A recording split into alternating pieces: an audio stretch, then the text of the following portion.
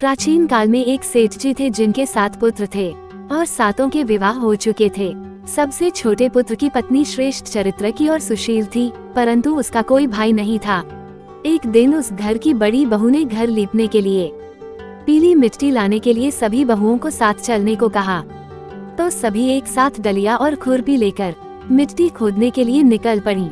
जब बहुएं मिट्टी खोद रही थी तभी वहाँ एक सर्प निकला, जिसे बड़ी बहू ने खुरपी से मारने की कोशिश की। ये देखकर छोटी बहू ने उसे रोका और कहा, इसे मत मारो, ये बेचारा निरपराध है। ये सुनकर बड़ी बहू ने उसे नहीं मारा। तब वो सांप एक और जा बैठा। तब छोटी बहू ने उससे कहा, मैं अभी लौट कर आती हूँ, तुम यहाँ से जाना मत। इतना कहकर वह सबके साथ मिट्टी लेकर घर चली गई और कामकाज में फंसकर सर्प से जो वादा किया था वो उसे भूल गई। उसे दूसरे दिन वह बात याद आई तो वो सबको साथ लेकर वहाँ पहुँची।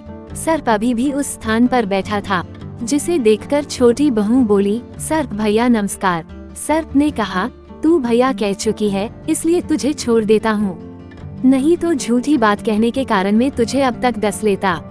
वह बोली, भैया मुझसे भूल हो गई, उसकी क्षमा मांगती हूँ। तब सर्प बोला, अच्छा तू आज से मेरी बहन है और मैं तेरा भाई, तुझे मुझसे जो मांगना हो मांग ले। वह बोली, मेरा कोई भैया नहीं है, अच्छा हुआ तुम मेरे भाई बन गए। कुछ दिन व्यतीत होने पर वह सांप मनुष्य का रूप रखकर उसके घर आया और बोला कि मेरी बहन को भेज दो।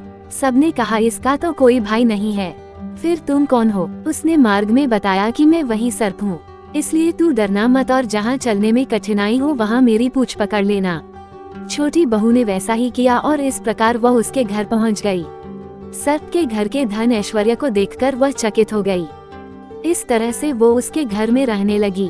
एक दिन सर्प की माता ने उससे कहा, मैं एक काम से बाहर जा रही हूँ, तू अपने भाई को ठंडा दूध पिला देना। उसे इस बात का ध्यान नहीं रहा और उसने सांप को गर्म दूध पिला दिया, जिससे उसका मुख जल गया। ये देखकर सर्प की माता को गुस्सा आ गया, परंतु सर्प के समझाने पर वह चुप हो गई। तब सर्प ने कहा कि बहन को अब उसके घर भेजना चाहिए। तब सर्प और उसके पिता ने उसे बहुत सा सोना, चांदी, जवाहरात, वस्त्र, भूषण आदि देकर घर पहुंचा दिया। इतना ढेर सारा धन देखकर बड़ी बहू उसने जलने लगी और कहने लगी कि तेरा भाई तो बड़ा धनवान है, तुझे तो उससे और भी धन लाना चाहिए। सर्प ने जब ये वचन सुना तो उसने सब वस्तुएं सोने की लाकर दे दी। ये देखकर बड़ी बहू ने कहा, इन वस्तुओं को झाड़ने की झाड़ू भी सोने की होनी चाहिए। तब सर्प ने झाड़ू भी सोने की ने लाकर दे दी। सर्प ने छोटी बहू को हीरा मणियों का एक अद्भुत हार दिया, जिसकी प्रशंसा उस राज्य की रानी ने भी सुनी और वो राजा से बोली, सेठ की छोटी बहू का हार मुझे चाहिए। राजा ने मंत्री को हुक्म दिया कि उससे वह हार तुरंत ही ले आओ। मंत्री ने सेठ जी से जाकर कहा कि महारानी जी छोटी बहू का हार पहनेंगी, वो हमें दे दो। सेठ जी ने डर के कारण छोटी बहू से हार लेकर उन्हें दिया। छोटी बहू को ये बात बहुत बुरी लगी। उसने अपने सांप भाई को याद किया और उससे प्रार्थना की, भैया रानी ने हार छीन लिया है, तुम कुछ ऐसा करो कि जैसे ही रानी वो हार पहने वह सर्प बन जाए और जब वो मुझे लौटा दे तब वो हार हीरों और मणियों का हो जाए। सर्प ने ठीक वैसा ही किया। जैसे ही रानी ने हार पहना वैसे ही वह सर्प में बदल गया।